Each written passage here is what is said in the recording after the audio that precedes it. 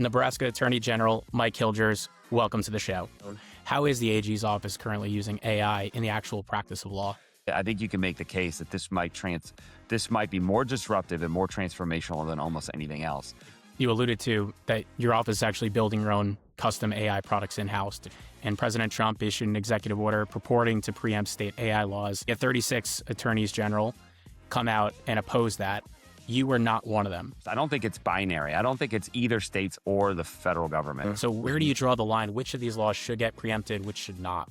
Those on the left will constantly say that President Trump is a threat to the rule of law and he's contravening the Constitution. What do you think is the greatest threat to the law right now in the United States?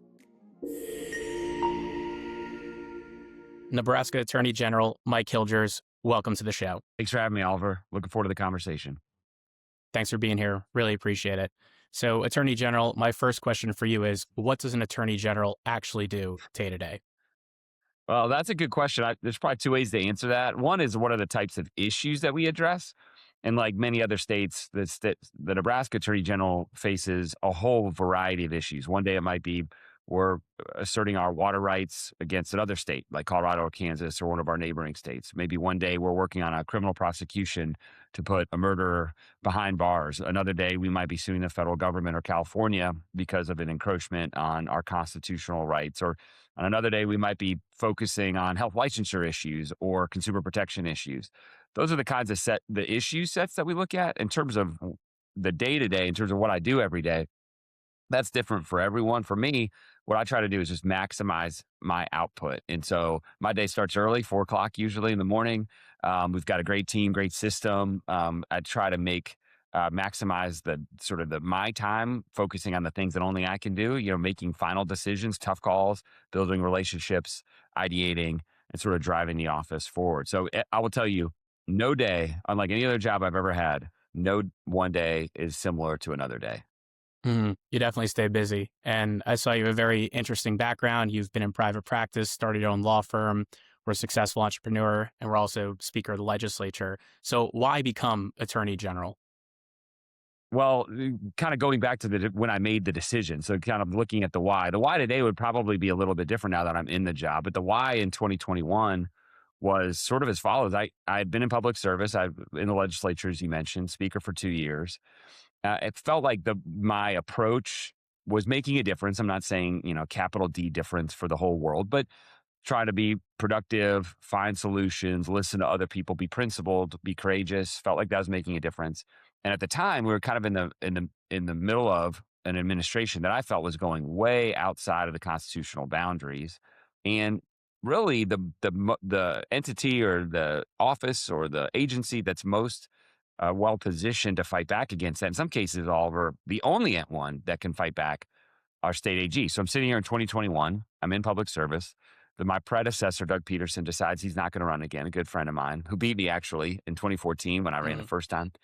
And I think to myself, well, look, I've got a skill set. I've run an office of over 100 lawyers in my old firm. Did a lot of complex litigation against some of the best law firms and lawyers in the country. And I look at the Attorney General's office in Nebraska, and it looks kind of similar. It's about an office of a little over 100 people doing really complex stuff. And I felt like my skills would add value to the state, and at a very important inflection point where we're really pushing it back against unaccountable interests, trying to encroach on constitutional rights. So that was kind of the decision at the time. Mm-hmm. And back when you ran the first time, it seemed there was a lot of pushing back on the current administration. Of course, that was the Biden administration at that point in time. Now we're in the Trump admin where you are much more politically aligned. So how does that change the dynamics of the office? Well, in some ways, there's a lot of changes. One of those most obvious is that we just have really great relationships. I mean, if the Biden administration FTC wanted to work with us on things, we would listen, but those calls didn't come very often. Whereas the Trump administration FTC is an example. Chairman Ferguson's a very good friend, close ally. We work together really well. The Department of Justice is a group that we can call. They'll answer our phone. They care what we think. So from a collaboration perspective, it's much different and much more productive, I would say. I would also say, and I know people on the left will probably say, well, a lot of people have sued Trump and he's done X or Y, Z. But in our view, they've actually followed the constitutional statutory structures that I think have been laid out in our Constitution and in the U.S. Code. And so I think that they've played well within the boundaries. on a number of cases. And so that has changed. We haven't had a sue because there haven't been the same kinds of issues. But one thing that doesn't change is look, our structure of government, our federalist system, the structure of the Constitution matters no matter who's in office. And if you allow the violations of the Constitution to happen just because of a certain office holder, I think you're weakening the overall system. So we are vigilant no matter who is in office to make sure that they're not going outside of the bounds of the Constitution. So that part of the job hasn't changed, even if that we don't see as many examples with this administration. Hmm. And you reference those on the left. Those on the left will constantly say that President Trump is a threat to the rule of law and he's contravening the Constitution. What do you think is the greatest threat to the law right now in the United States? I think the greatest threat is unaccountable interests who are trying to use their power outside of our democratic republic constitutional system to enforce policy decisions on Americans, on Nebraskans. And we see that in a number of different ways. If you think about our system, who in our system is meant to make the decisions about their lives? Well, individuals, families, businesses, state governments certainly have a role. And at the federal level, it's Congress and the president working jointly together under Article 1 and under Article 2. That's the system. If you want to create a national policy, you have to have a vote.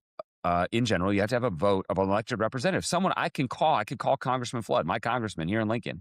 And if I can lobby him as a citizen, as a constituent. And if I don't like what he's doing, or if I like what he's doing, then we can take action in a political process. That it channels our our passions into a political process and allows our voice to be heard, which I think allows for stability in our overall process. And what we're seeing, Oliver, I think, and we're seeing this, we sort of saw it initially with some of the administration, I think the Obama administration, the Biden administration, going outside of their statutory authority to make federal regulatory decisions that dictated people's personal lives or made national policy issues, whether it's in energy or water or in other places. But now we're starting to see other powerful interests. And so an example would be the state of California. They've got enormous market power, and they're trying to dictate national energy rules when it comes to things like our semi-truck industry, which is a big deal in Nebraska. We're seeing large corporations who collectively or individually control whole markets, or if not, in other cases, well over $1 trillion under management. Huge power, using their power not to sell things to consumers, not to compete in the free market,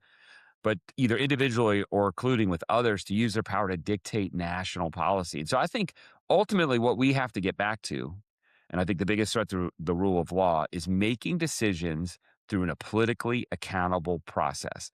And if we stick to that, I think people can win and they can lose and they can be comfortable with that and they can fight to live to fight another day. But if people we don't vote for or we don't see or don't live in Nebraska or aren't accountable in Nebraskans are starting to make policy decisions for us, I think that absolutely undermines the rule of law, maybe more than anything else that I currently see.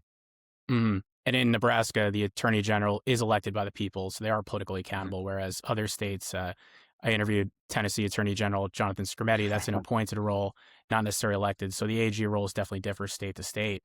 So with that in mind, you're directly accountable politically to the people. You're running for Mhm. reelection again. What are your Mhm. key priorities in the AG's office right now? Yeah, it's two sets of. So, well, actually, let me take a step back and tell you what my priorities were when I ran the first time and kind of how an extension, because I think all this is sort of it's a continuation of what I said I would do in 22. When I ran the first time, I said, here's what I'm going to do. I'm going to try to build the best pound for pound law firm in the United States. We're not the biggest. We're one of the smallest, but I wanted to be the best. So that's by getting great talent, having a great team, having a great culture, having a defined mission, working well together, great system, having high impact output. And I wanted to build out our Solicitor General group because I thought the Biden administration was was doing a lot of things outside of their constitutional lane, and we need a sort of a Navy SEAL force to fight back. We did all that. We did all that. We've now picked a lot of fights, many of which we've won, but we've also picked a whole bunch of fights that we're in the middle of. And some of those fights I didn't even know were on the radar when I ran for office because they kind of materialized after I took office. And so that's what I wanted to do when I came in. I think we've done that. And now as I look to a second term, it's continuing the fights that we've already picked. You got to see these things through. There's a many cases that, complex litigation, big cases against huge companies can take 2, 3, 4 years. I'd like to be able to see those types of cases through. I want to continue to build on the great team and culture that we have in the AGO, and then just have a team that's prepared for whatever the fight might be. When I took office, I did not have on my radar, because it hadn't happened, that California would want to use its market power and its access to Pacific ocean ports to dictate national rules as to what kind of semi trucks we would have.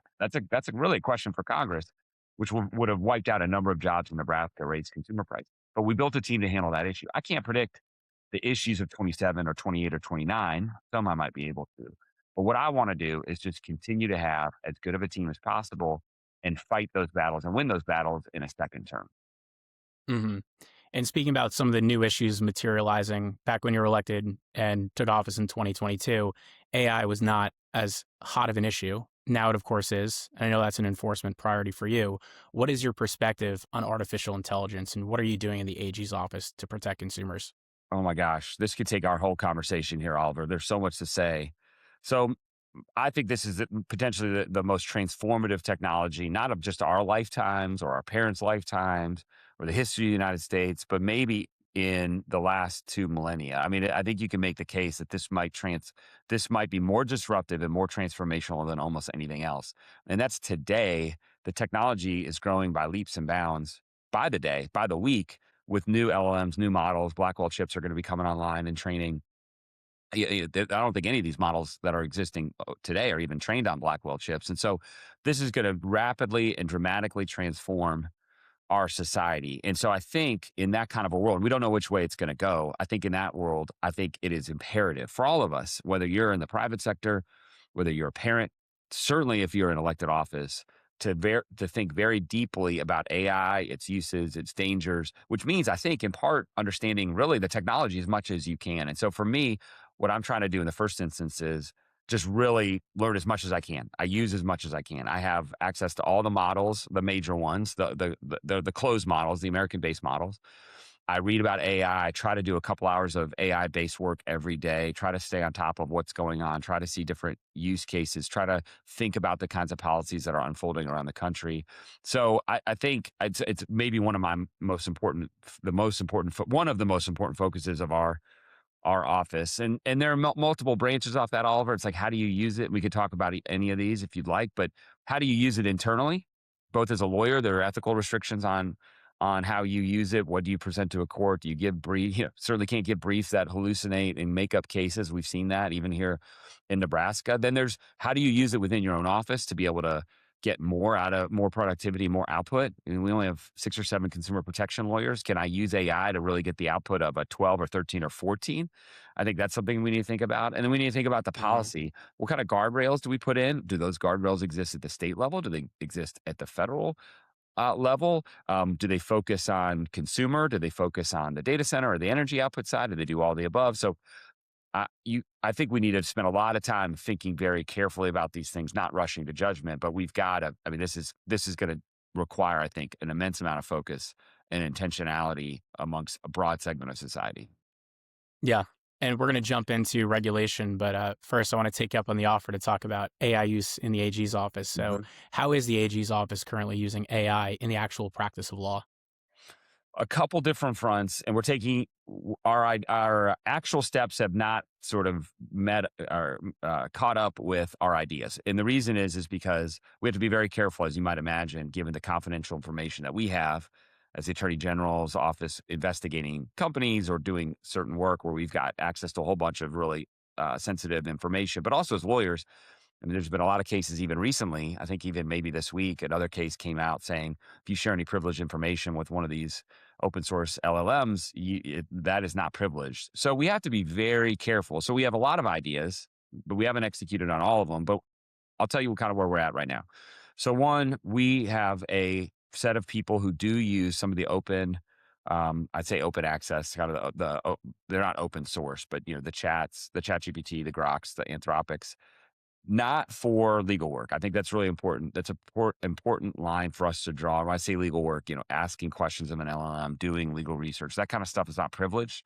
We have to be very careful about that. But you can use it in order to think through arguments, to sort of summarize some things that are not confidential. So there's some ways you can use that. The second thing we're doing is we're working to build within our own IT ecosystem to deploy. There are tools within whether it's Azure, we're a Microsoft shop. So we have Azure, which has Foundry, where you could actually get access in a secure environment to those open sourced, or I say open source again, the American models. and keep all your data. They aren't used to train the model. You can keep all the data secure within your environment. And that's what we're trying to build out right now. If we can do that, then a whole number of use cases present themselves. You could imagine having a series of prompts or agents that can help you create as a first draft, discovery request, work product that would take an attorney, 2, 3, 4 hours just to get a first draft. You could imagine going through using those models or agents to go through immense amount of legal discovery. Doing a first pass analysis of, say, documents that you might produce to the other side. I think where we will be very reluctant to tread will be in the presentation of documents to a court. So if you think about motions or briefs, things like that, I think that's where a lot of lawyers have gotten into trouble because they haven't Mhm. had the control, and they're submitting briefs that have hallucinated cases, that hallucinate facts or exhibits or evidence. And so we're kind of taking it fast in a way because our ideas are kind of evolving rapidly, but we're taking the execution slow for data security reasons, privilege, confidentiality reasons. But I'll tell you what, if we had this conversation in 6 months, Oliver, I'm pretty confident we would have some pretty impressive use cases that we could say, hey, we have deployed these and we've either saved a tremendous amount of time or really increased our productivity and output. So is it accurate to say it seems like you alluded to that your office is actually building your own custom AI products in house to try and facilitate legal work? I would say, I would not probably use the word product only because when people think of products, they think of things, that are being sold to other entities. We are kicking the tires on some. There are actual products. We don't have huge budget. There are other products. Harvey is one in the marketplace that's designed for lawyers. And we're talking to some companies where we are. I didn't mention it, but we are looking at the possibility of deploying some of those companies that are designed for lawyers that have the safety features we're looking for.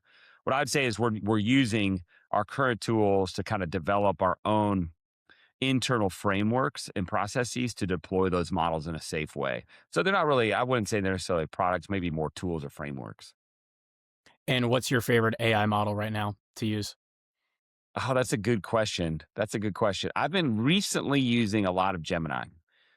Just in my own personal capacity. I like Gemini. It's good, but oftentimes I will have all four up. I'll have Grok and I'll have Anthropic and I'll have Chat and I'll have Gemini and I might run the prompt through all of them and just see sort of what the differences are. But it changes. Mhm. You get a new model and it's like, okay, I'm going to use Chat GPT for a bit. And then Grok will launch their new model and you're like, okay, that's my new one for the next week. It's pretty incredible. Constantly changing. That's Yeah. right. Is But DeepSeek's never in the mix though? no, no, Too we've risky? let her. It is too risky. I'll tell you on the Chinese front, that's one of the areas we've been a leader, I think, in the country, fighting against Chinese products and services that or originate from China that have close ties to the Chinese military, the CCP, that have been used to create or exploit security issues with whether it's home electronics or retailers or app or consumer retail products, security surveillance products, or apps like Temu. So no TikTok. I've sued them, by the way, and no Temu and Mm. no DeepSeek. What's the status of the TikTok lawsuit? I remember seeing that. Yeah, we're set for trial in April. So this is one of the ones I mentioned, Oliver, or alluded to in terms of cases I've started that I want to see through. So we filed this a year and a half ago, maybe 2 years, and we got through the motion to dismiss. So TikTok filed a lawsuit. Sorry, motion to dismiss. Seeking to dismiss the case. We won that, and now we're going to trial in April of 2027. So not just a little over a year. Lincoln, Nebraska parents are going to get to weigh in on the harm that we think TikTok has done to families and kids. Yeah, it's going to be a huge development. I'll be watching closely, no doubt. So you brought up China and AI. So that, of course, brings us into the regulatory environment. And the huge elephant in the room is who is supposed to regulate AI, whether it be the federal government or the states. And President Trump issued an executive order purporting to preempt state AI laws in December of this past year. And yet 36 attorneys general come out and oppose that. You were not one of them. What is Uh-huh. your perspective on federal preemption of state AI laws? Yeah. So I think my perspective, I'll tell you what my perspective is not first. I don't think it's binary. I don't think it's either states or the federal government. I think there's a role for both, and we have to be pretty thoughtful and intentional. I start from from a sort of on two different poles. On the one pole, I think to myself, if we overregulate too quickly, we might do two things that I think would be harmful. One is that we could create a lot of friction in the innovation process and take us behind China in what I think is a critical geopolitical race. That's one thing. We also might come up with a really bad rule. I think this in the social media context, we look back at what Congress passed and some of the age restrictions that I think were very low. And now that we have all this data coming out over the last 10 years about the harm that social media has done to kids, especially young girls, I think if we were to do it all over again, we probably would do it differently. And so I'm on the one hand, I'm concerned about overregulating too quickly. On the other, I am concerned about not regulating at all on some fronts that are very natural to a state, consumer protection or CSAM, child sexual abuse material. Those are things that we would naturally and usually and historically be focused on. Um, and so I think there needs to be some regulation, but we just need to be intentional and thoughtful. And I think I would sort of maybe tier it in a couple different buckets. The first bucket I would say are things that are historically within the state's control and regulatory purview. So I think consumer protection, CSAM, as I mentioned, those kinds of things are something that the state has worked on. We've been enforcing our consumer protection laws in all sorts of markets and all sorts of technologies for decades and decades and decades.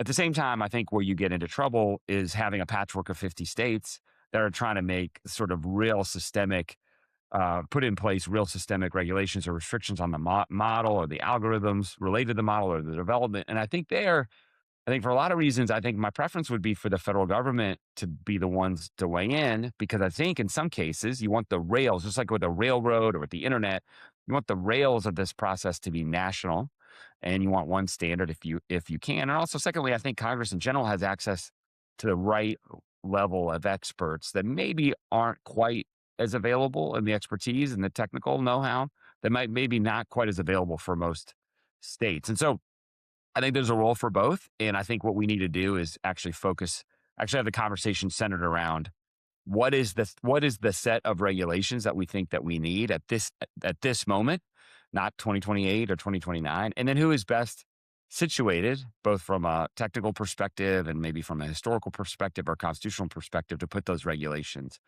in place. So I think the president's EO came from a very good place, which is to make sure we don't have this patchwork quilt that really slows the growth of a really critical industry. But I also think that states have a significant role, and Nebraska will play a role, I think, as this unfolds.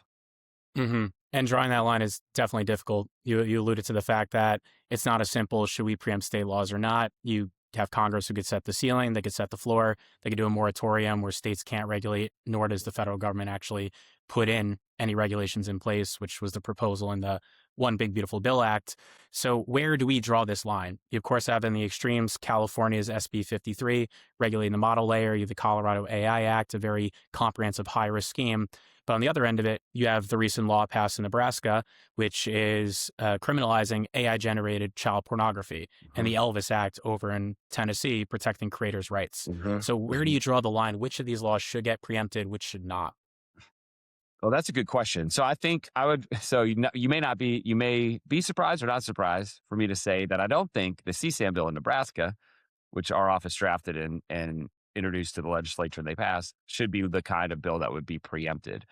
I think there's a good principled reason for that, which is that this falls squarely within sort of the four corners of our criminal prosecution authority. And really what our CSAM bill did was just to close a potential loophole. We didn't want people who were creating CSAM material that might have some element or some input, AI input of some kind, to be able to evade prosecution because of that. And so that's a our prohibition against CSAM material in Nebraska goes back a long, long, long time. It was kind of closing a loophole. To me, that's squarely kind of within the heartland of state regulatory authority.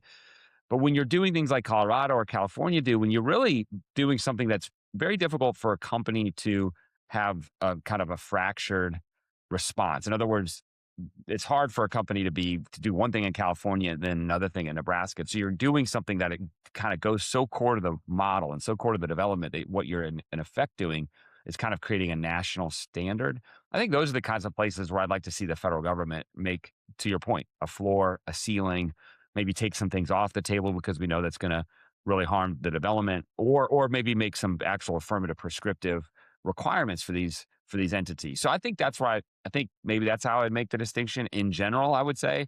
these things that really implicate the core of the model, I'd rather see those things, if they're regulated at all, happen at the federal level or put some guardrails for the federal level, whereas things kind of squarely within our heartland, I think at the state level, prosecution, consumer protection, states should be free to work on that as well. And in Nebraska, the big focus of AI protections has been against CSAM, child sexually abused material, with LB 383, which, as you said, your office actually drafted.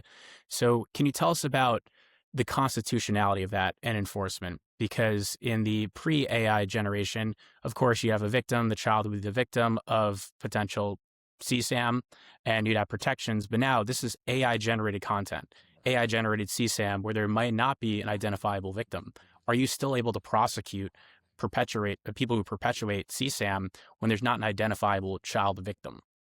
Yeah, no, it's a really good question. It's one that we vetted before we brought the law. And I would point out that the AI, even if the AI is not in one potential hypothetical scenario, but not all with this closing of the loophole. Not every scenario is the one you described, where it's a completely AI generated victim, because you could have, say, part of it is not AI generated, but AI is used to sort of merge and create a kind of a compilation together. But AI is being used to kind of take some part of a child's form and add it with an AI generated arm or something like that. But the use case even that you're describing, which is sort of at the edge of this, which is a completely AI generated, even in that case, those AI models are training on real life pictures of real life children. And so it is not, even in that case, I don't think it pulls so fully sort of outside of the realm of the First Amendment or within the First Amendment, or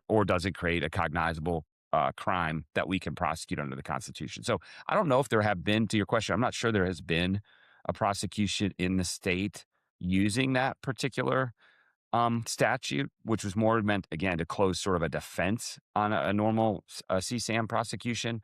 I'm not entirely sure. I haven't heard of one, but I'm not saying that it hasn't happened. But we feel very confident in the constitutionality of the CSAM bill. Mm. Yeah, it'll be fascinating to see how that theory plays out. Whether, and this could apply to copyright infringement, all this, whether just training on content in some context to Mhm. produce a new result, whether you could still go back to the origination and potential crime at the training phase. So we'll see how that plays out with a lot of these Well, and the laws. courts are starting to grapple with the copyright side. I mean, I think there's been some recent case law saying, "Hey, look, you still have to respect the copyright in the first instance. You have to have gotten the book or the writing in a way that respect the copyright. You can't just go and grab a whole library full of materials unless you have permission. But the output maybe is not copyrightable, but the input you still have to respect sort of the license rights.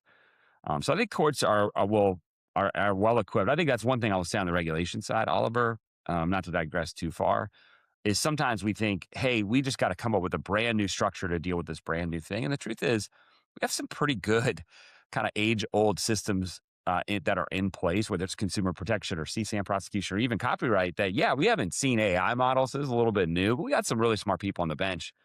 Let them take these principles that have worked for a long time, irrespective of technology, and apply them in this new world. And if they can't get to it, if it's still we need some fix, then maybe we do that. And that's another example of why maybe there's some regulation we need to do now. But a lot of this we should wait and see, because let's say in 2029, the courts, the Ninth Circuit and the Fifth Circuit, everyone's sort of sorted through all these issues, and they're like, yeah, we've got issues 1 through 4 covered on copyright. We don't need any changes there. But issue 5, 6, maybe we need a little congressional statutory tweak. So I think the court system is kind of an important forgotten player in all this, to let them kind of help sort through what the guardrails are using existing laws. Yeah, certainly an ongoing debate whether we even need new AI specific laws or whether existing ones cover a lot of these AI Uh-huh. related risks and harms. Uh-huh. And bringing us to Nebraska, do you feel like you have enough consumer protection laws and other existing laws on the books to protect Nebraskans? Or do you feel like the legislature needs to step in and pass a new AI related law? Yeah, consistent with kind of our wait and see. I think we didn't bring a bill this year because we didn't think at this moment in time one was urgently needed. As I've kind of mentioned throughout, I want to see this unfold a little bit. The CSAM issue is a real issue, and we felt that was urgent to close a potential loophole. We didn't want people who were distributing CSAM to get out of those prosecutions by saying, hey, look, there's an AI generated component, so you can't prosecute me. So we needed to close that loophole. That was urgent. We don't feel the same level of urgency, at least for this legislative session, Oliver. We'll see what happens in 2027 and beyond. But we want to take a thoughtful, very intentional kind of wait and see approach. And I will say, we have very strong consumer protection authority. We have very strong UDIPTA, Uniform Deceptive Trade Practices Act authority. We have significant tools to go after true bad actors. And so I think right now, at this moment in time, we didn't bring a bill because we don't think we have to have it, but we are constantly analyzing and seeing and viewing the landscape, and that very well could change in 27. Hmm. And this all really dovetails with the increasing power of state attorneys generals across the country. You're suing TikTok. A lot of other state attorney generals are also suing Roblox, and they're really taking an enforcement approach on this in the absence of congressional action. So do you feel like the profile and power of attorneys generals has increased in the past couple of years? Well, there's no doubt about it. And I would say over maybe the last 15. And there's really kind of two sets of examples. And you kind of articulated actually both of them, but I think it's worth unpacking. One example of the AG's power, maybe the most prominent, and this is for attorneys general who are Democratic or Republican, are lawsuits against the federal government, whether it's President Trump in office today being sued by Democratic run states, AG offices around the country, or President Biden before, where the roles were reversed. You had our AGs who were suing, yes, making a name, not making a name for themselves, but having a national impact, yes, but all of it was reactionary. It wasn't as if I can wake up one day and say, you know what I want to do tomorrow? What I want to do is I want to go sue the federal government for something where they've gone outside of the Constitution. I can only react to something that they have already acted upon. And so I think part of the AG's rise in influence is actually a reflection of the aggressive nature by which people who can't get their preferred policies through Congress or through some other democratically endorsed means are trying to use other levers of power to go outside of our Constitution. So I think it's a reaction. Now, the other set of examples, and it was the first one that you listed, which is a company like TikTok or other large corporations. Those are large international corporations. They happen to be doing things that we think in Nebraska are unlawful, but we're not really setting policy by filing those lawsuits. I don't want to continue to pick on TikTok, so I'll change the examples. We sued four manufacturers of semi trucks on an antitrust suit in the state of Nebraska because we thought that they were colluding together to stop the sale of internal combustion engine based semi trucks in the state of Nebraska. That's a pretty significant deal. We sued large healthcare companies for significant data breaches. We're not in those types of instances going out and trying to have extraterritorial effect because these are just harming Nebraskans. There is an extraterritorial effect only because they're really big companies. And I think that is distinct from suing the federal government. But in both cases, by the way, is reactionary to a harm. If people listened to their better angels and weren't doing these things that we thought went against our laws or were harming kids or going outside the Constitution, we wouldn't have nearly as much to do. So I do think it is elevated the role of an attorney general around the country, but I think there's been good reasons why. In one area where you've actually opposed the Trump administration is on marijuana policy. And the Trump administration has alluded to possibly rescheduling marijuana. And based on your statements over the past couple of years and positions, you're not a marijuana guy. So why are you taking the perspective that you are with respect to marijuana? Why am I taking the position that I've taken? Yes. Is that, yeah. Well, because I've looked at the facts. And by the way, I think a lot of the country's starting to wake up to this particular position. I think even Massachusetts is looking to repeal. If I recall, maybe England has repealed their recreational law, maybe within the last 5 or 6 years. I think the country is waking up to the problems that marijuana pose and a marijuana industry specifically imposes. And I think you just look at the data. And I think the data from peer-reviewed journals for the impact of individuals is pretty significant. We're seeing an increase in the rise of cardiovascular issues, a very significant rise in the increase of cannabis-induced psychosis, which of course has all sorts of follow-on harms. When people have psychotic breaks, they don't do rational, normal things. We're seeing an increase in DUIs, DWIs, deaths from vehicle fatalities from people who are driving under the influence of THC. So in the micro, on the individual level, and even at the sort of societal level, the impact of having so much THC at such high amounts flowing through our system, I think, is a clear negative to the public. But even beyond that, the industry itself, and this is true for states like Oklahoma or Maine or California, where the LA Times of all places, no, anti-legalization conservative bastion of, journalistic integrity, did a 7-piece series on how the industry has been awful for the state because the black market, which was promised to us by legalization proponents that the black market would go away, we'll have this robust. The truth has been the opposite. In places like California and Oklahoma, as I mentioned, in Maine, the black market has come in, and the gangs have come in, gangs that have ties to our foreign adversaries, including China, and the things that come along with that. Um, the violence or the death or the destruction of these various communities. I think the facts are indisputable, and so I think both the impact on the impact on the individual, impact on the societal costs, and the impact on our communities from the increase in crime from the black market, for me, have all been, I think, pretty significant facts to weigh in the balance, and that's really what has driven a lot of my opposition to it. Yeah, and it's typically been from the conservative side, the position that rescheduling marijuana is a bad idea. Even some Democrats like Bill Clinton, we know he never inhaled. So why do you think the Trump administration is changing its position on rescheduling marijuana at this point in time? Well, I don't know. I want to be careful. I talked earlier about our relationship with the Trump administration, and this is a good example. We do disagree, but I will tell you, we had an open door. We were able to make our case. We talked to their team. We presented evidence. They talked to us after the EO got issued. So they've been. You don't always agree, even with your friends. And the real key is, do you do the right thing with your relationship to keep trusted communication open? So I want to make sure I emphasize that, and I'm grateful that they took the time to listen to us. I don't think the Biden administration would have done that. In fact, we had to sue the Biden administration. So I actually don't know if they've changed their position. I mean, I think the president has been very clear. He's been considering its rescheduling for some time. So look, I mean, I think the proponents of rescheduling have made a lot of various arguments that this will help further research into THC in marijuana, that this will help bolster the regular market, the non-black market, retailers and sellers and producers of cannabis. I mean, I think there's been arguments that are made. And I think that's what I think the president has pointed to in his public statements. I certainly don't speak for him. I think those arguments, I don't, those are not arguments that I buy, but you know what? I have not been elected president of the United States, and no one has asked me whether. I mean, we have a role, of course, but I'm not the decider. I don't run the Department of Justice or the Department of HHS, so he's kind of the decider in that sense. Although we certainly have a role to play, but that's been my sense as to why they've done it. So we're going to shift to a quick lightning round where the answers are one word or a short word. Are you ready to go for the lightning round? Let's do it. Favorite U.S. president? Lincoln, and not because I live in Lincoln.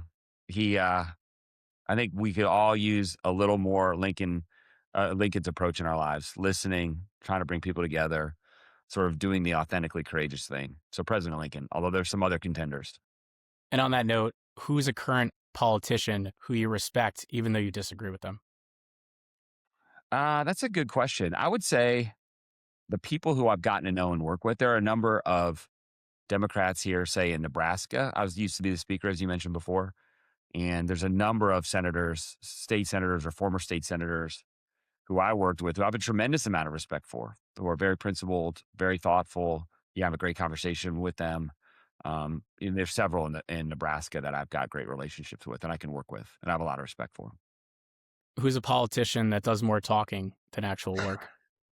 It's probably Well, a I'm not lot of gonna. them. So Well, and here's the thing: my approach to politics, and I don't think, Oliver, if you looked at what I've said in public, I don't think I've ever, and if I did, I think my wife would let me know, is ever said anything negative personally about anybody. I think the moment you do that, you've taken a potential friend or working partner off the table, and for good reason. If you're calling someone out personally, their normal human reaction is to say, "Well, okay, I know where Mike stands on me. We're going to be adversaries." And so my approach has been, hey, look, I'll criticize ideas, but I'll always listen to the people and I won't dehumanize them. So I'm not going to say anything personally about anyone in particular. I will say, though, I would be honest, I think the greatest frustration for Americans, Nebraskans, certainly mine, even when I was in the legislature, is when you have far too much talking and not enough action. And I think we would do a whole heck of a lot more good if we had a lot more people who are action oriented, solution oriented, who had real energetic agency to solve problems, I think we would really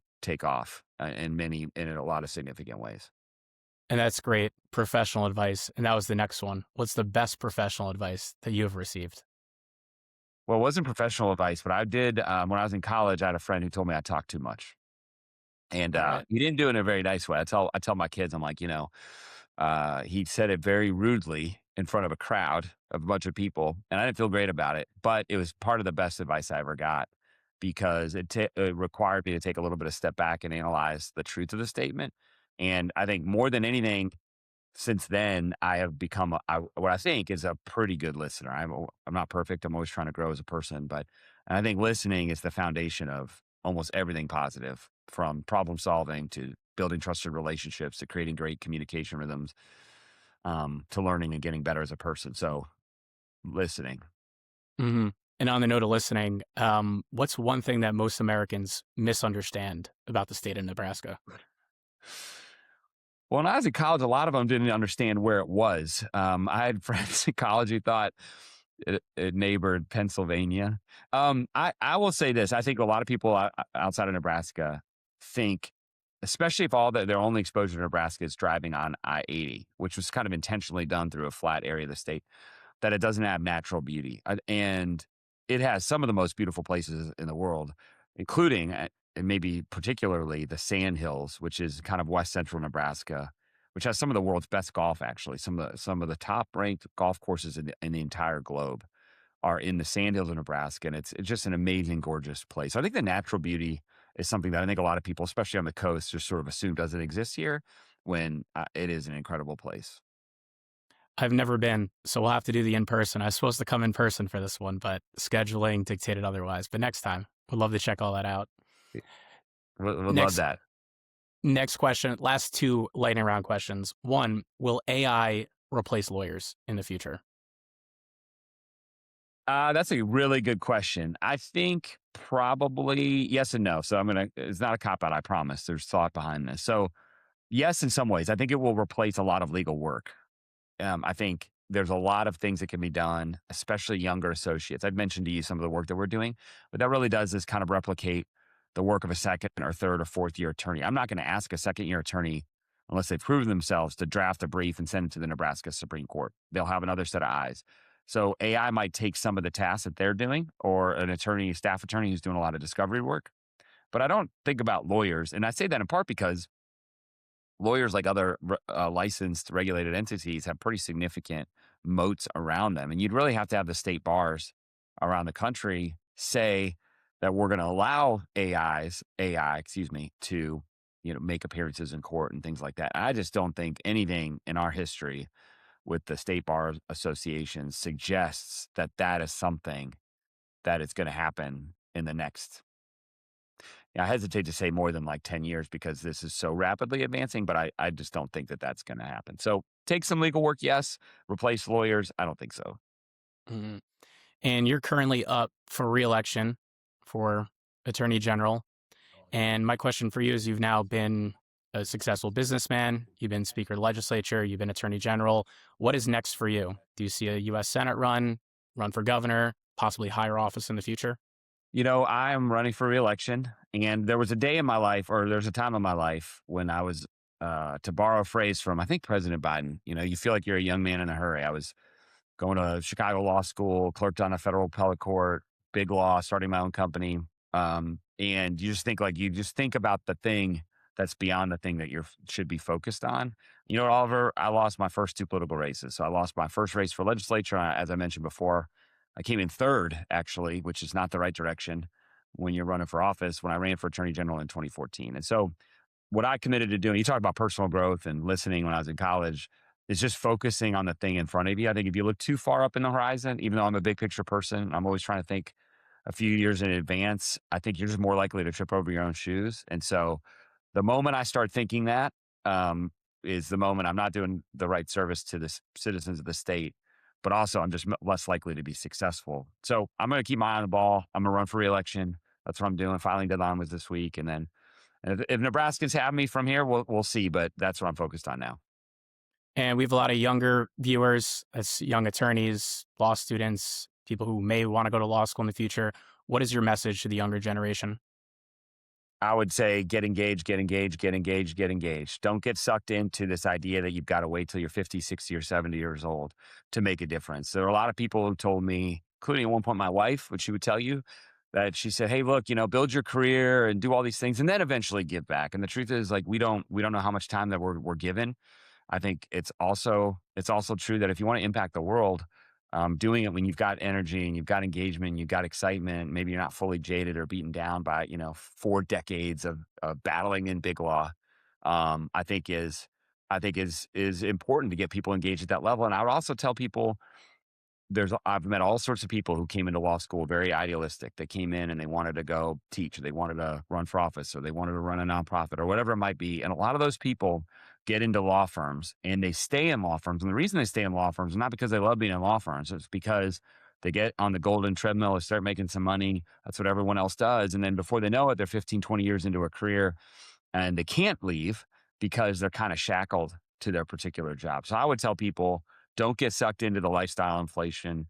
Make sure you remain open minded. And as you get into your career, don't lose sight of your passions, because what you don't want to do is wake up in 20 or 30 years and look back with some regret that you spent a lot of energy doing something you weren't passionate about. By the way, a lot of people are very passionate about being in big firms. So that in and of itself is not negative.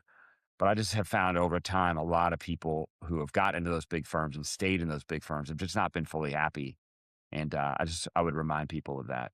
And always, always, always bring a notepad to your meeting. That was another good piece of career advice. I walked in my first meeting at a law firm and they were like, told me 45 things. And they're like, "Okay, Mike, do you know what you're going to do?" I'm like, "Yeah, sure." And they're like, "Okay, where's your notepad?" And ever since then, I have kept a notepad whenever I go into a meeting, and I take notes so that I don't forget. So that's my advice. That is very important advice. I also got the notepad advice as well when I started out in big law. So thank you so much, Attorney General Mike Hilgers. Really appreciate having you on the show. Thanks so much, Oliver. It's great talking to you today.